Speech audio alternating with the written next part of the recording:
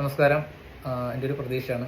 അപ്പോൾ ഞാൻ വേറെ ഒന്നല്ല, ജസ്റ്റ് ഒരു കാര്യം പറയാൻ വേണ്ടി വന്നതാണ്. ഇപ്പോൾ രണ്ട് ദിവസം മുമ്പ് ഞാനൊരു നറുക്കെടുപ്പിൻ്റെതായിട്ടുള്ള ഒരു ലോട്ടറി അല്ല, നറുക്കെടുപ്പിൻ്റെതായിട്ടുള്ള സംഭവം ഞാൻ വീഡിയോ പോസ്റ്റ് ചെയ്തിട്ടുണ്ടായിരുന്നു. അത് അപ്പോൾ തന്നെ റിമൂവ് ചെയ്തിട്ടുണ്ടായിരുന്നു. പക്ഷേ അതിൻ്റെ വീഡിയോ ഭയങ്കരമായിട്ട് ഇപ്പോൾ സോഷ്യൽ മീഡിയയിൽ കിടന്ന് കറങ്ങുന്നുണ്ട്. അപ്പോൾ അതിൻ്റെ സത്യാവസ്ഥ ഞാൻ നിങ്ങളുടെ മുന്നിലേക്ക് അറിയിക്കാൻ വേണ്ടി വന്നതാണ്.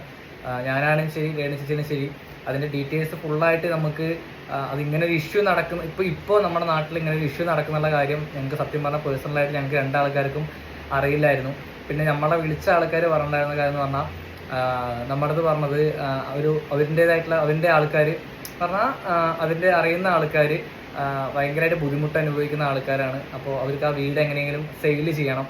അപ്പോൾ അതിനായിട്ടുള്ളൊരു സംഭവമാണ്, ഒരു ഏർപ്പാടാണ് ഇപ്പോൾ നമ്മൾ ഇത് ചെയ്യുന്നത്. അപ്പോൾ ഇത് വേറെ പ്രശ്നങ്ങളൊന്നും തന്നെ ഇല്ല, നിങ്ങൾ ജസ്റ്റ് വീഡിയോ എടുത്ത് തന്നാൽ മാത്രം മതി, അതാണ് പറഞ്ഞായിരുന്നു. അപ്പോൾ അവരിനെ വിശ്വസിച്ചാണ് നമ്മൾ ആ സംഭവം പോയി ചെയ്തത്. പക്ഷെ ഇപ്പോൾ ഇത്രയും അതൊരു സംഭവം എന്നുള്ളത് നമ്മളൊരിക്കലും വിചാരിച്ചില്ല. ഞാനാണെങ്കിലും രേണു ചേച്ചി ആണെങ്കിലും വിചാരിച്ചില്ല.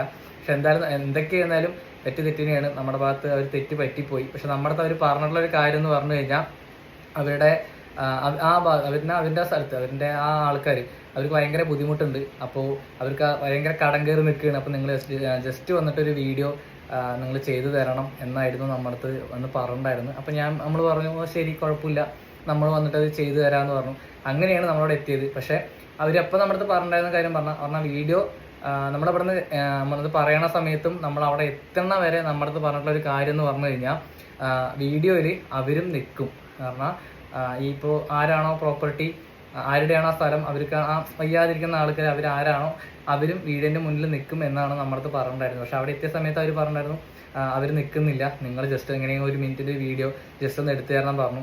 വേറെ നമുക്ക് നിവർത്തി ഉണ്ടായിരുന്നില്ല. കാരണം അത്ര നേരം നമ്മളും വിചാരിച്ചത് അവർ നിൽക്കും എന്ന് വിചാരിച്ചിട്ടാണ് നമ്മൾ ഇത് ഓക്കെ പറഞ്ഞിട്ട് നമ്മൾ പോയത്. പക്ഷെ അവർ പറഞ്ഞത് അവരവിടെ എത്തിയ സമയത്ത് നമ്മുടെ അവർ നിൽക്കുന്നില്ല എന്ന് പറഞ്ഞു. ശരി, എന്തായാലും വന്നതല്ലേ കൊണ്ട് നമ്മൾ വീഡിയോ എടുത്തിട്ട് നമ്മൾ പോസ്റ്റ് ചെയ്ത് ഒരു ഏറിപ്പോയി ഒരു 4-5 മണിക്കൂറിനുള്ളിൽ തന്നെ നമ്മൾ ആ വീഡിയോൻ്റെ ഗൗരവം മനസ്സിലാക്കി നമ്മുടെ ആ തെറ്റ് മനസ്സിലാക്കിയിട്ട് നമ്മളത് ഡിലീറ്റ് ചെയ്ത് കളഞ്ഞായിരുന്നു. അപ്പോൾ ഇതാണ് സംഭവിച്ചിട്ടുള്ളത്. നമ്മൾ പേഴ്സണലായിട്ട് ഞാൻ പറയുകയാണെങ്കിൽ നമുക്ക് കറക്റ്റായിട്ട് ഇതിനെക്കുറിച്ച് അറിയില്ലായിരുന്നു. ഒരാളുടെ ഒരു വിഷമവും സങ്കടവും കേട്ട സമയത്ത് നമ്മൾ അത് ചെയ്തു കൊടുത്തതാണ്.